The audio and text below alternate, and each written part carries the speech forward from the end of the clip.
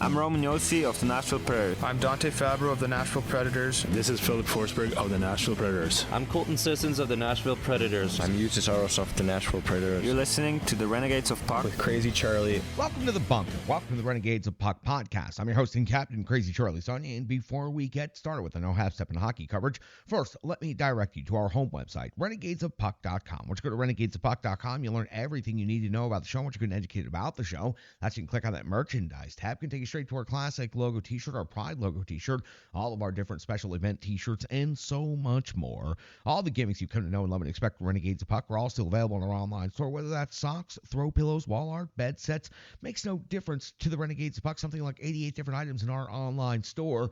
Best way to say it is that we've sold out so that you can buy in. Social media is of critical importance to this operation, so here's how you can support the Renegades of Puck. Please jump in the trenches at your pleasure. Whatever platform it is, it doesn't cost you but a second. It doesn't cost you a penny, but it sure goes a long way to helping us out. You can find us on Facebook and Instagram. You can find us on TikTok. You can also find us on Threads and X. So please, again, join us on social media. You can also find us on YouTube. Stick taps, love, and respect to everybody who has subscribed to the channel. We sure do appreciate each and every one of you for checking out all of our different episodes of Renegades of Puck TV, our recap segments, our preview segments, all of our different interview segments, and so much more right there on YouTube. Just search Renegades of Puck and subscribe to our channel today. You can also find the audio podcast on numerous platforms thanks to the Full Press Predators podcast on the Full Press NHL network. We've gone from local to global in the year 2023 to 2024, and we continue that momentum here into the middle of March and hopefully beyond. So stick taps, love, and respect to everybody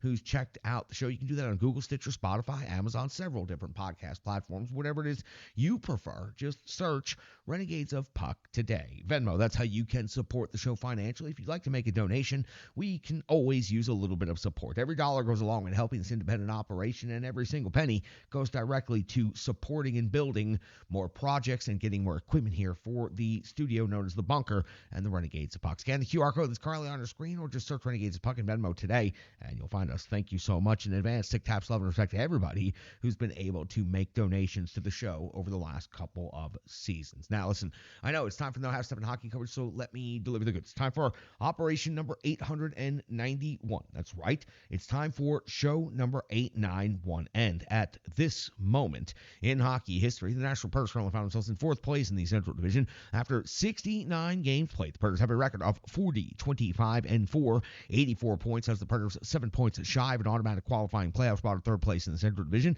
and 9 points shy of first place in the Central Division. Full updated division standings coming up here momentarily. Also the wild card, which is of critical importance to this Nashville Predators team. But let me finish the Preds line. On the road, which is where the next game will take place for Nashville, they have a record of 21-10-3.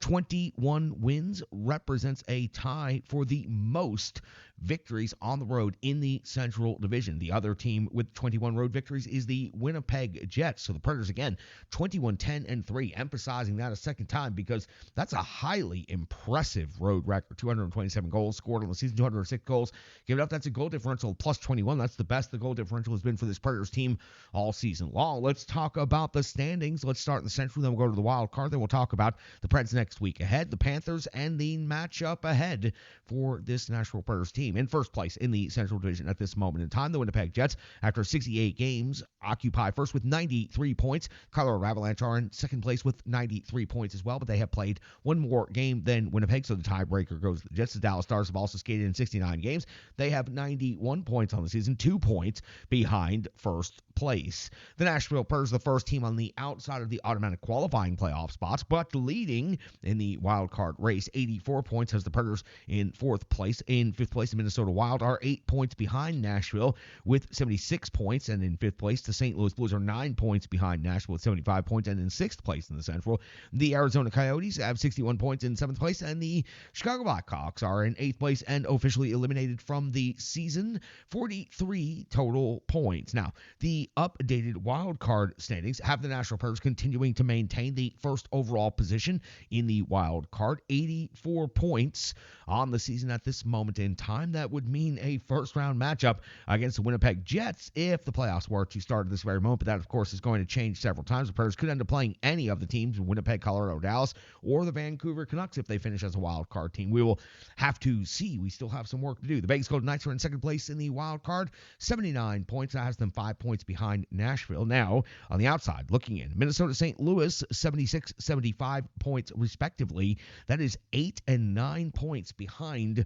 the Nashville Predators. So again, the Nashville Predators find themselves in a unique position at this moment in the season. They are only 7 points out of an automatic qualifying playoff spot. They are single digits from first place in the Central, and they also happen to have an 8-point cushion on their wild card spot at this moment. So the Predators are in full control of the rest of their season and their playoff hopes and destiny moving forward. It's a unique spot to be in, that is for sure. Now, the Predators next week ahead, after they wrap up this most important measuring stick moment of the season in Florida against the Panthers. Saturday, back home to face off against the Detroit Red Wings. Tuesday, the Vegas Golden Knights are in town on the 28th of March. Predators back on the road in Arizona face off against the Coyotes on the 30th of March at the Colorado Avalanche. That closes out the month of March already. The calendar month of April begins on the 2nd with game action when the Predators host the Boston Bruins at Bridgestone Arena. Now, this is an interconference matchup, which means the two teams will meet once at each rink, 2 times total. The Predators hosted the Florida Panthers back on January the 22nd. The Predators fell to the Panthers 4-1. Saros took the loss 34 out of 36, 2 empty netters for the Florida Panthers. Luzon picked up a goal. He will unfortunately not be able to do that for the Predators in this next game. Stolarz made the start for Florida in net, 26 out of 27, picked up the win. Reinhart, Kachuk, and Verhaeghe had goals in that game. Injuries for this Nashville Predators team that are affecting the defensive side of things exclusively right now. Dante Fabro week to week, and then the next game, Stastny goes down week to week, and then the next game, Luzon goes down week to week. Delgado has been called up and has already made his first start in the lineup. Now, let's drill down on this Florida Panthers team for just a moment because they have just been incredible as of late, and I know you continuously hear about how good and successful they are, but let's talk about it. Let's get into the numbers. Let's show you why they are so good. They have a record overall of 45, 19, and 4, 94 points at this moment of the season, second in the Atlantic Division, just behind the Boston Bruins, 21, 10, and 2 on home ice, 224 goals scored in the season, 165 goals given up. That's a goal differential of plus 59. Take a look at the Florida Panthers' most recent stretch of action, and they actually have suffered a couple of defeats in their last 5. Back on March the 7th, a 2-1 loss versus the Philadelphia Flyers. On the 9th of March, a 5-1 win versus Calgary Flames. On the 12th of March, a 4-3 win at the Dallas Stars. On the 14th, a 4-0 loss at Carolina. And most recently, on the 16th of March, it was a 5-3 loss versus the Tampa Bay Lightning. So back-to-back losses within their own division. That's got to have the Florida Panthers feeling ready to get back on that winning track. So the Nashville Predators have got to be prepared to go in and face a really good, strong club that is also right now probably a little bit frustrated with their recent couple of games. After all, they were outscored by a total of 9-3 in those 2 games. That is not exactly what the Florida Panthers have been doing this season. Let's talk about what the Florida Panthers have been doing this season. The goals for category, the Florida Panthers 3.26 per game on the year. Again, an incredible 224 goals scored. Nice number right there. It's 11th overall in the NHL, but the Predators are at 3.26 as well. Bet you didn't see that one coming. The Preds rated 12th overall in the NHL. In the goals against category, 2.99 for Nashville is 13th overall. 2.41 for Florida is 2nd overall. Impressive. 2.41 goals against at this time of the season. That's a really, really solid number. Shots for category, Preds 31.5 per game is 11th. The Florida Panthers 33.9 is first. Best overall metric in the league in the shots for category. In shots against category, Florida is 2nd, only giving up 27.6 shots against per game, while the Nashville Predators giving up 30.1 per game. That is 18th. And when it comes to the special teams, a much more impressive numbers here for the Florida Panthers. 26.4% conversion around the power play. That is outstanding. 2nd best in the league. 60 conversions, 227 opportunities. The Preds power play is rated 19th in the league. 46 conversions on 231 opportunities. 19.9% is their conversion rate. When it comes to the penalty kill, the Preds 76.4% kill rate is 25th in the NHL. 49 power play goals against. Now the Florida Panthers penalty kill, killing off 82.3%. 6th best in the NHL, 41 power play goals against. So out of the 6 measurable metrics that we talk about in this particular segment, in the rankings in the league, The Florida Panthers are first or second in 4 of those sixth.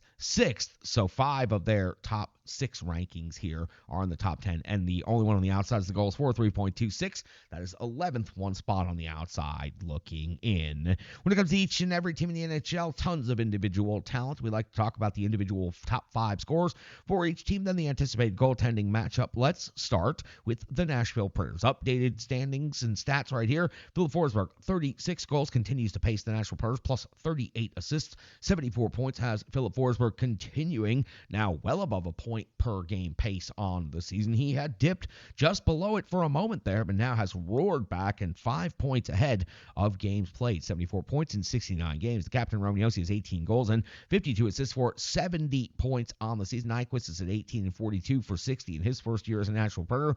O'Reilly also in his first year as a Nashville Predators, 4th on the team, scoring with 56 points. 24 of those are goals, 32 of those are assists. Tommy Novak, all he does is make plays. He's done that for 39 total points on the season, 15 goals, 24 assists. The Florida Panthers have a wealth of offensive talent. Reinhart, 48 goals on the season. He has scored against this Nashville Predators team, and the only time they played this season. 48 goals means he's scored against a lot of teams that he's played against this season, plus 31 assists for 79 points overall, so he'd be 5 points ahead of Philip Forsberg.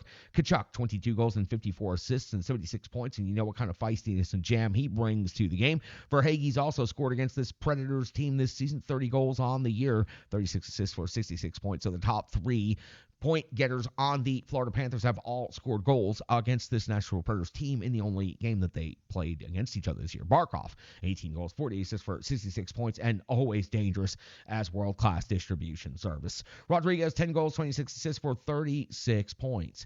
Anticipated goaltending matchups sees UC Saros in net, 30, 21 and 4, 908 save percentage, 2.78 goals against average, and 2 shutouts for the Nashville Predators. Sergei Bobrovsky in net for the Florida Panthers at 32, 14 and 2, a 9-1 6 save percentage, 2.35 goals against average. He has 4 shutouts on the season. One of the hottest teams in the Western Conference, the Nashville Predators, are looking to continue their point streak, and the Florida Panthers have been one of the hottest teams in the Eastern Conference in recent stretches of hockey. This is a big-time tilt taking place on a Thursday night down there in South Florida. Very much looking forward to this game. That's got you all set up for the Nashville Predators at the Florida Panthers. We've got to get to the Rebirth Sports full game recap. It's coming up next, right here on the Renegades of Puck podcast. Hockey players are as unique as the game itself, and your uniform should be tailored to fit you. Rebirth Sports is your sports apparel tailor. From shells, bags, warm-ups, hats, hoodies, branding, and more, let Rebirth Sports be your custom hockey tailor. And don't forget to tell them they do more than just hockey. Rebirth Sports on Facebook, Twitter, and Instagram. Rebirth Sport, a match made in hockey.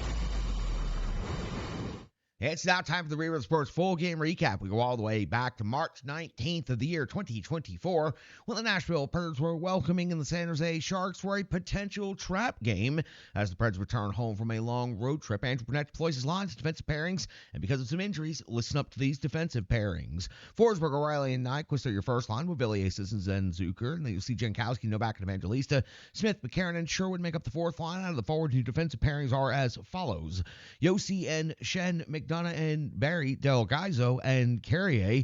So for the Nashville Predators, Jeremy Lauzon now also out week to week. So 3 defensemen injured in 3 consecutive games, and Tyson Barrie from out of the lineup and permanently scratched to second pair defenseman. It goes that quickly in the NHL. 16 seconds into the game, and UC Saros gets the first save on Sturm. His first shot on goal of the game for either teams. We go all the way to 4:32 of the first period. Saros comes with a save on Cunnin. A slow start for the Nashville Predators as the San Jose Sharks are generating the first 4 shots on goal. The fourth coming right here at 5:46 of the period as Saros comes with a save on McDonald. This at close range and dangerous. The San Jose Sharks lurking early in the first period. 6:45 mark of the first period. Kostin's off the box. Minutes for cross-checking on Mark Del Gaizo. Krona comes with a save on Josi. First shot on goal for the Nashville Predators, and a good sharp angle scoring chance right here. Krona then with a save on Forsberg. Krona a save on Barrie, and then one more save on McDonough before the end of the Nashville Predators' first power play. So the Predators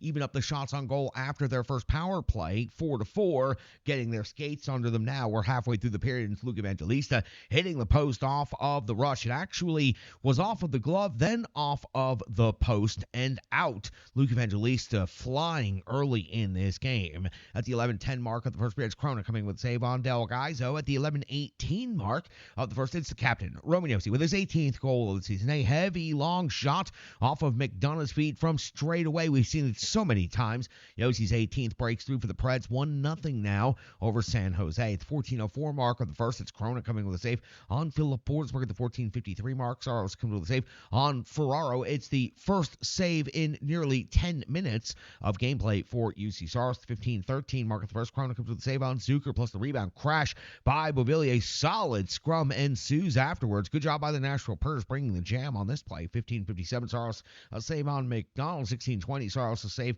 on Addison. The 17:18 mark of the first period, it's Mikhail Granlund, former Nashville Predator. He gets the video tribute, then he goes ahead and scores against his former team. His 10th goal of the season. It was a wrist shot off the rush. Del Gaizo trying to stick check from behind, partially changes the direction of the puck. Not your classic cliche deflection, but definitely affected the play here from behind. San Jose on the board, 1-1. Mikhail Granlund's 10th of the season. 17:39 of the first period, it's Krona coming up with a save on Smith. And at 18:58, Krona comes with a save on Luke Evangelista's partial breakaway. Goes with the backhand. The confidence of Luke Evangelista early in this game definitely on display. Nashville Predators outshoot San Jose 17-8 after the first period. We go into the second period. We're 18 seconds in. It's Krona coming up with a save on Sherwood. 41 seconds in, Saros comes up with a save on Smith at the 2:42 mark of the second period. CC Saros coming with a save on Bordeleau. Yes, that name should sound familiar. They chronicled it well on the broadcast. That is, of course, the son of Sebastian Bordeleau, former original Nashville Predator. A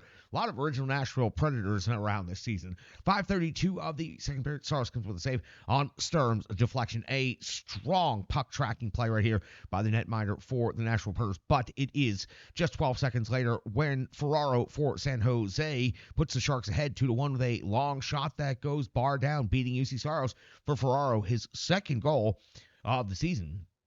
At the 6:08 mark of the second period, we find Zucker off the box. 2 minutes for high sticking.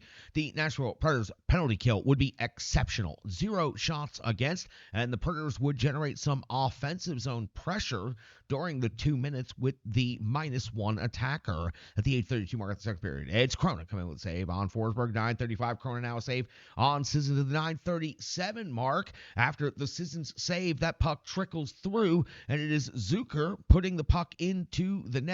His 11th overall goal of the season, his second since joining the Nashville Predators at the trade deadline. And the puck trickles through the netminder, and it gets pushed over the goal line by Zucker. It did leak through, though. Probably would have got in on its own, but you never leave it to doubt in these types of opportunities. Now a 2-2 hockey game, Nashville 2, San Jose 2 in the second period. We're midway through at the 9:56 mark of the second period of this game. Saros goes with the save on Granlund. The Preds dominating in time on possession at this point. Just minute after minute is ticking by, and the Predators seem to just maintain possession and are honestly just wearing the San Jose Sharks down completely. We flip to the backside of the sheet, and we find at the 15:26 mark of the second period, it's Michael McCarron with his 10th goal of the season. It was a rebound putback of Sherwood's shot, but it was the captain, Roman Josi, with the setup. He did everything on this one. Slides the puck to Sherwood at just the right moment after doing a whole lot of fancy puck handling. And then it is McCarron, of course, ever the opportunist, jumping on the rebound for the jam, getting his 10th goal of the season, putting the Preds ahead 3-2 now here in the second period. 17:50 of the second period. It's Luke Evangelista. He's been skating with confidence this whole game, and this was absolute premier top-level confidence and a highlight reel goal. Luke Evangelista's 15th of the season comes as he cuts to the middle of the ice, looks back towards the defense like he's going to make the pass, and then backhands it bar down without even taking a look. Josi sets the play up again. The Nashville Predators hold a 4-2 lead over the San Jose Sharks now here in the second period. Things have changed dramatically and quickly in favor of the home team. At the 18:58 mark of the second period, it's Krona coming with a save on Smith. 19:32, Saros a save on Ruta. At the 20-minute mark of the second period, it appears the Preds have put the puck in the net. No, they have put the puck in the net, but it comes after the green light goes on. The period is officially over. That goal is waved off, and that was an easy call to make once you see the overhead replay. A dominant finish, though,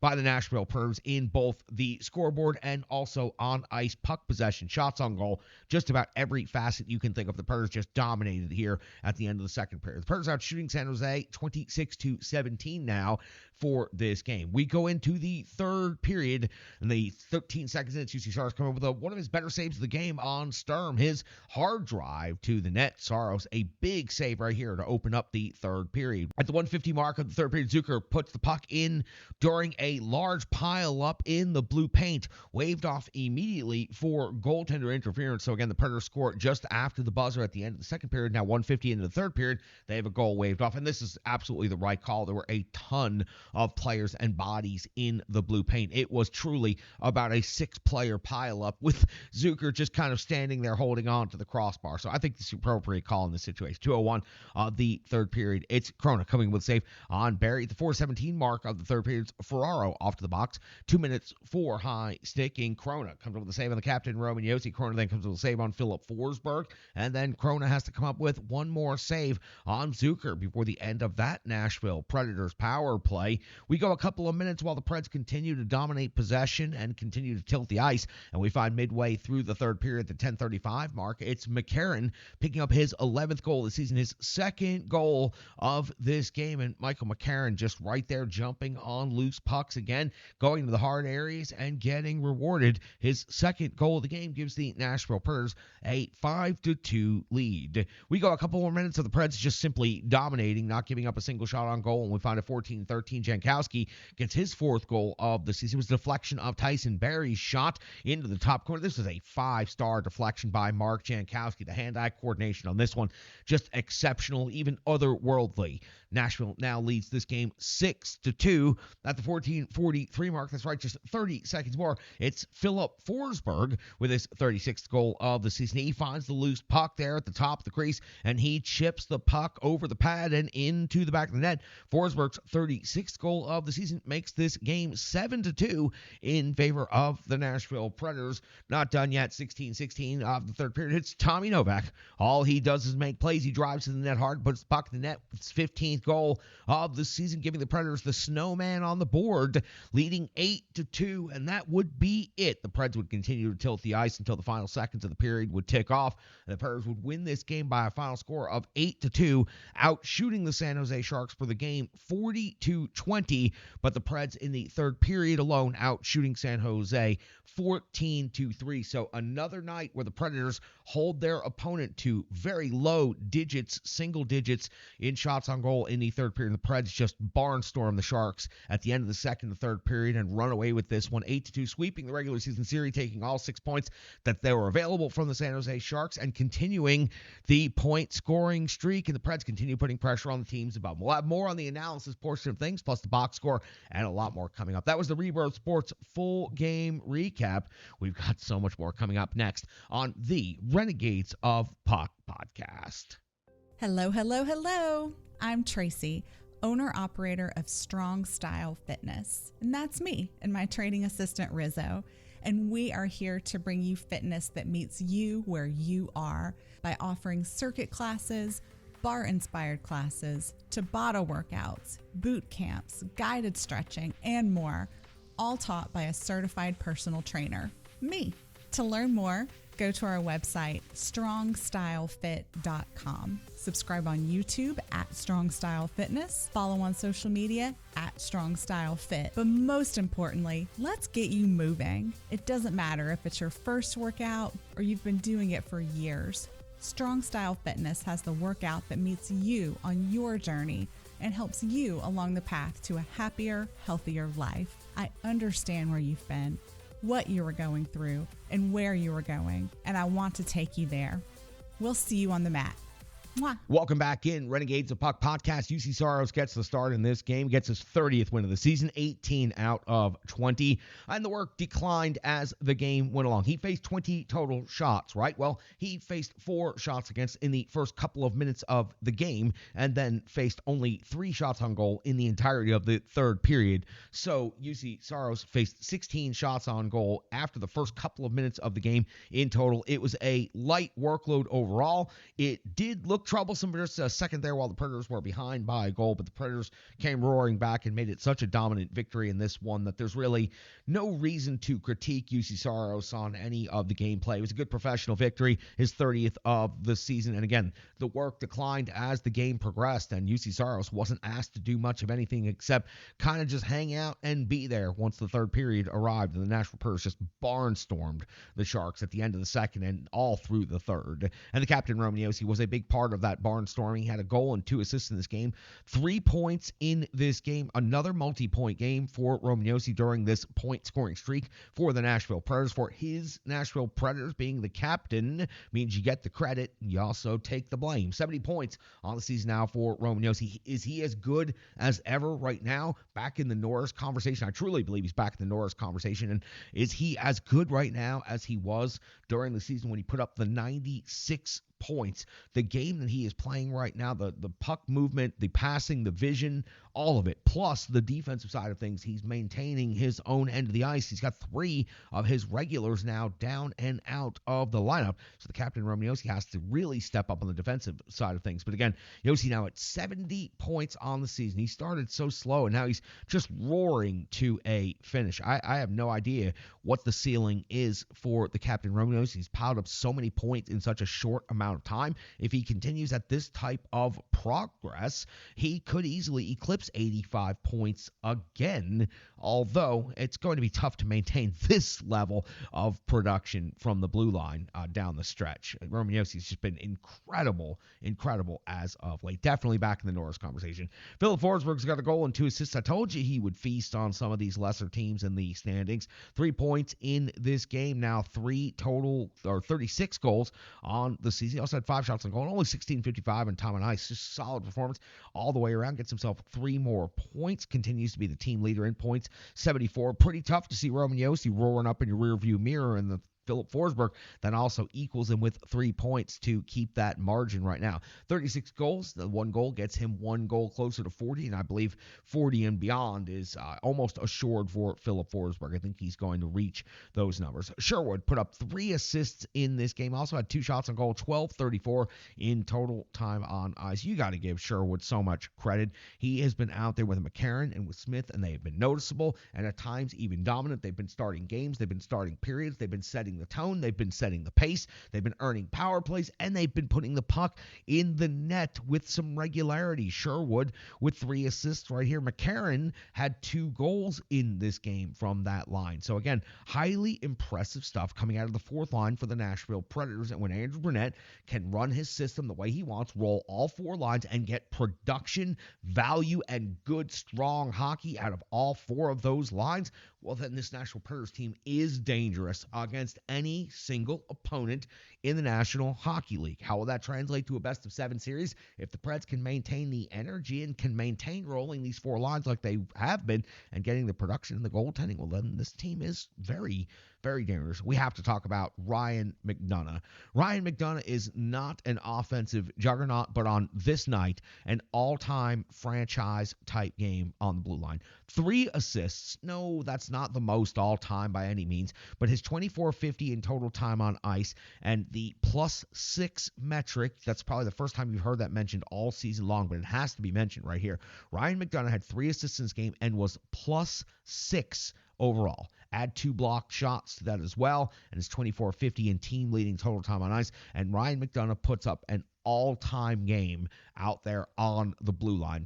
Multiple metrics to measure it by, but if you go deeper and deeper into the stats, you will find that that performance by Ryan McDonagh is easily one of the best all-time in franchise history out there on the blue line. It's arguably up there amongst the top couple of performances ever for this Predators team on the blue line. Just an incredible night out there. There's so many other players that are going to end up getting left out just because there was so much production. We'll hit some of those names and some of those numbers in the box score, but that's going to do it for the analysis portion of things. The Preds just came roaring roaring back in the second period after getting down by a goal, and they barnstormed the San Jose Sharks team the way you should, and it worked out almost exactly the way the numbers and the trends for the season had showed it was going to work out, except the Predators ended up doubling the amount of goals that I thought they were going to get against San Jose. They ended up with 8 goals in this game. Anytime you score 8 goals and you win a game like that at home ice, it's impressive, and there's not a whole lot of critique. Yes, the Preds were down at one point 2-1, but they won the game 8-2.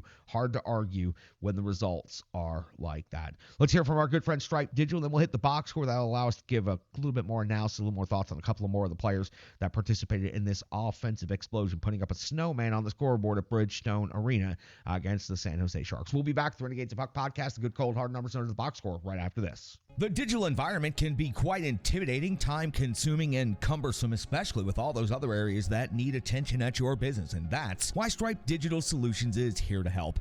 I know, because that's exactly what Stripe Digital Solutions did for me and the Renegades of Puck.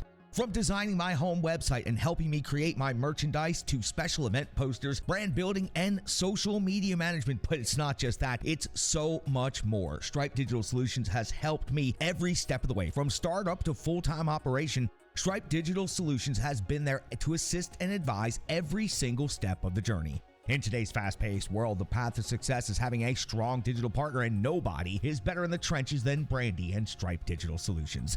Get the solution before it's even a problem with Stripe Digital Solutions. Welcome back in. Let's get into this box score. There are a whole lot of circles on the sheet tonight.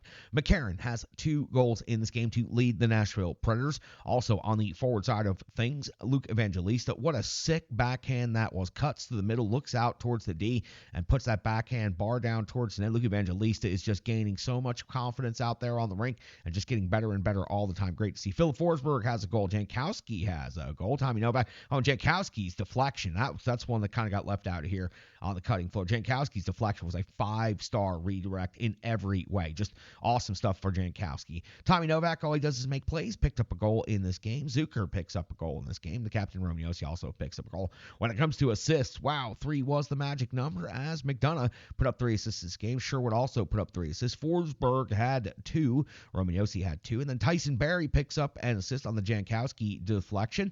Sissons picks up an assist. Nyquist picks up an assist. Jankowski does pick up an assist. And also, Beauvillier up there at the top of the list picks up 1 assist in this game. When it comes to the shots on goal category, it was Philip Forsberg with 5 and Zucker also with 5. And then McCarron had 4, cashing in at a 50% shooting percentage for Michael McCarron. He was lurking for that hat trick there at the end, even up 8-2. 4 shots on goal also for the captain, Roman Josi. When it comes to blocked shots, it was 5 for McCarron. So McCarron chips in with 2 goals, 4 shots on net, 5 blocked shots, 4 hits, and 15 minutes time on ice. What a great night for Michael McCarron as a 4th line center out there on the rink. And it was Luke Schenn with 4 block shots in this game. When it comes to the physical component of things, this is where Luzon will be missed. I will miss his gigantic crooked numbers down the stretch of the season as he was looking to break the NHL record. McCarron had 4. Schenn had 4. Del Gaizo chipped in with 3 in his first game back with the Nashville Predators called up from Milwaukee. Time on ice, Andrew Burnett was able to roll the lines all night long, and he did a great job of balancing things out. Your time on ice leaders, Evangelista at 17:39, Forsberg at 16:55, Novak at 15:48. So 17:39 was your high for the forwards, and it looks like 12:34 was your low for the forwards. So only 5 minutes separating your highest ice time on the forward side of things from your lowest ice time. That is some tremendous balance by the head coach, Andrew Burnett. On the defensive side of things, of course, a little bit of a different story. It was McDonough leading the way, 24:50, and Josi following up at 23:23. All the other defensemen under 20 minutes. Del Gaizo, give him credit right here, 19:21 in time on ice for the Nashville Predators. I thought he looked really good out there, earned the team a power play.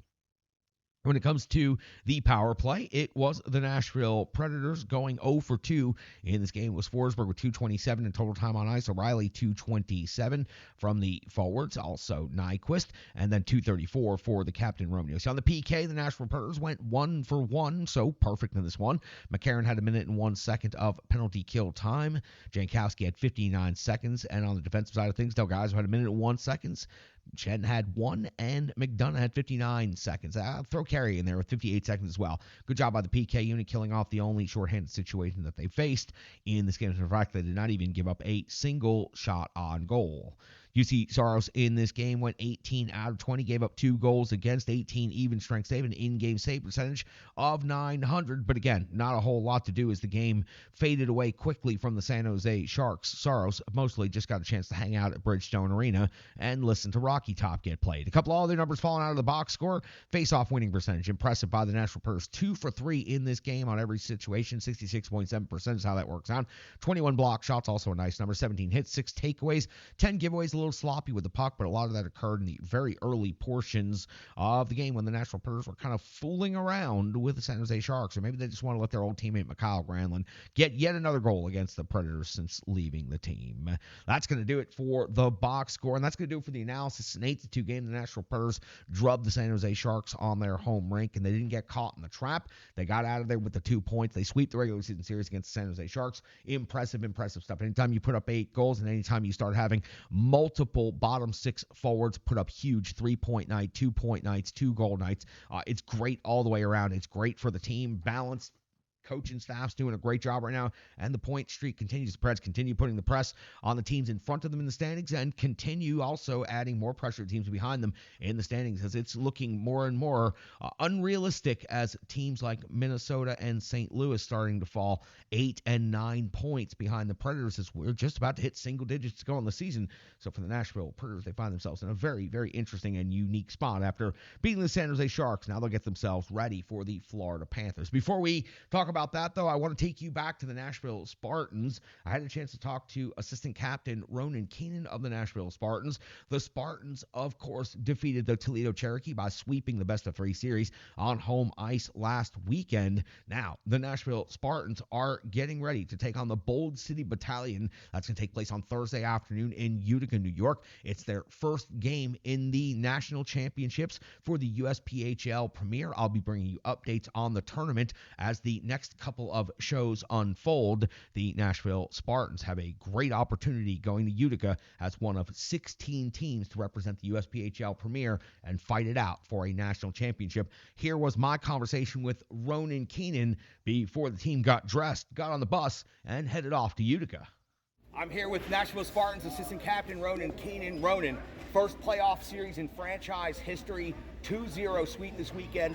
You, of course, the regular season point scoring champion of the team, game-winning goal in the first ever playoff game in Spartans history. Take me back to that moment. Tell me what you were going through right then and there. Well, you know, I had scored earlier that period, and yeah, but scoring on your own goal doesn't matter. I scored right before that. Scored on my own net, get off, and I was like, dude, no, like, this can't be how it's supposed to go. And we came back out, and Sean got a breakaway, and I think it was the first one all year that I've actually skated a little bit after. And he saw me after the play, the goalie falling over, and I got a little lucky, but, you know, a goal's a goal, and the boys won the game, and it's a team effort. Game-winning goal, that takes us through game one today. Intense day on the rink. Emotions running high, of course. Two of the best teams in the Great Lakes Division. Someone's season was going to come to an end at the end of this series. It was not the Nashville Spartans. It was the Toledo Cherokee. What did the Spartans do today to secure the victory, get the series sweep, and earn a trip to Utica? You know, I think there was a lot of chatter that this was going to be a tight one, and it was. Like, it was a tight series all year, but, you know, like some people picked Toledo. Shout out Dan K. But, you know, we went 4-0 against them this year. We were really confident. We knew that if we played our game, we'd have more than a solid chance at winning. And it was just, even after the first, I think it was 0-0. And the message in the room was just keep going. Keep playing our game, play our style. It's going to open up. Things are going to go well for us. We just have to do the right things. Like, do the little things right and really focus on that and play as a team and make it a group effort. And it was the best energy we've had all year. And, yeah, a big statement for us is people are out here saying that we're not as good as we are and not as good as we've proven throughout the year. You know, even a lot of our losses against good teams are by 1-2 goals. And I think it's all starting to click this year, or like right now at this time of year, which is what you want. You want a hot team going in the playoffs, and especially with dudes in net and even Hurt and the whole goalie group as a whole. Like, we've got goalies that give us a chance to win every night in a group that's willing to go to war for each other. So, only correction, Ronan, you are now 6-0 against the Toledo Cherokee this year. Yeah. Dudes like Net 6-0, incredible performance by him. I know the two of you are very close as like teammates. I know that you watch out for him, take care of him. Incredible performance, tested a lot in game one, especially in the first period. Great job by him. Now off to Utica. Now, aside from that Dan K thing, when he visited, is the only time that the Nashville Spartans lost on home ice. Bad luck, eh? 17 victories on home ice this season without Dan K in attendance, but with Crazy Charlie in attendance. 17 You're gonna have to victories. come up to New York. I'm going to have to find my way to Utica. Most important question of all, to wrap things up. Utica, you're about to jump on the bus. You're about to go compete for a national championship. Mindset, what are you thinking about with this Spartans team right now? Same thing as today. Maybe clean it up a little bit. Don't get involved in the nitty little things. Play a clean game. But if we come out and play the way we did today, I mean, Toledo's a quality team. They beat Metro a couple weeks ago. They've beaten Charlotte. They've beaten all the good teams in the league. And 8-2 is a statement point. Ronan Keenan, congratulations. Thank you Off very to much. Utica. If I have to walk myself there, I will, because Crazy Charlie, Ronan Keenan, and the Nashville Spartans are going to tear Utica down. Congratulations on the playoff series win, the sweep, the great season, the regular season point scoring championship, your incredible career here with the Spartans. It's been a great honor to call your games, and as I've always said, when it comes down to Ronan Keenan, you can't teach that. 6'3" and a dynamo at center. Keep it rolling. I appreciate that. Keep it Thank rolling. you very much. Congratulations, Ronan. Good luck to the Spartans in Utica. I sure hope they bring home a national championship. Wish I could be there, but the USPHL only selects a handful of broadcasters to go to the national tournament. I unfortunately did not make it this year. Believe me, next year I will work twice as hard to get there because I wish I could be there with my team. Good luck to Ronan Keenan, a class act all the way. His junior career comes to an end with this tournament. I will miss calling his games. I'll miss covering him as a player, a world-class personality. Some team out there is going to get one heck of a goal-scoring center with one of the longest reaches I've ever seen. Thank you, Ronan Keenan, for giving me the time and allowing me to interview you before you head off to the national championship tournament. All right, we'll get you updated on Spartans versus Bold City Battalion next time we talk. But for now, let's close this show out, pivot back to the Nashville Predators. Panthers, huge game. Panthers have slipped the last couple of games. That means they're going to be pissed. The Predators are on a long streak, and they're coming off of blowing out a cupcake in the San Jose Sharks. I expect this to be a highly contested game. I think that the Predators are going to get themselves fired up for it. Now, the top players for the Florida Panthers typically play quite well against this Nashville Predators team, but Philip Forsberg also usually plays quite well against the Florida Panthers. So this has all of the makings to be an incredibly interesting and exciting measuring stick type of game for this Nashville Predators team. It's one of the hardest games they have left on their schedule, and wouldn't it be awesome if this was a preview of a best-of-7 series to come sometime in June? I'd love it.